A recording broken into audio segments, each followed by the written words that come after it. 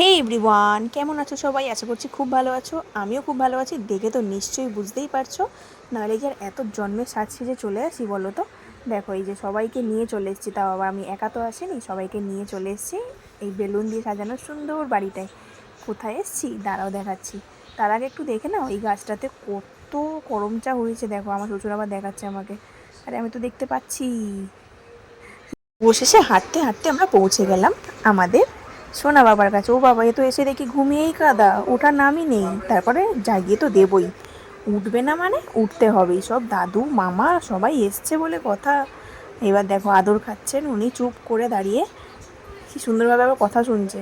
তারপর চলে গেল দিদুনের কোলে, আদর ঠাদর খেয়ে উনি চলে গেলেন এবার পড়াশোনা করতে। ও বাবা, উনি তো পড়াশোনা করবেন না, উনি তো চাষ করবেন, তাই জন্য উনি ধান ধরেছেন। আমার দিদি এটা হচ্ছে আমার দিদির ছেলে, যাই হোক ওর নাম হচ্ছে আদ্রিত। আর তাই ওকে আমরা এই ছোট্ট ব্রেসলেটটার মধ্যে ওর নামটা লিখে দিয়েছি, যাতে ওর মনে থাকে বড় হয়ে যে ওর মিমি ওকে এটা দিয়েছিল। আর আমার মা দিয়েছিল ওর হাতের ওই ছোট্ট সুন্দর আংটিটা। দেখো কি ভাল লাগছে দেখতে। আমাদের শোনাবো তাকিয়েও আছে চুপ করে। আর এই যে এবার আমি আদর করছি, আমার কাছে ওনার আদর খেতে ভাল লাগেনি, উনি কাঁদছিলেন।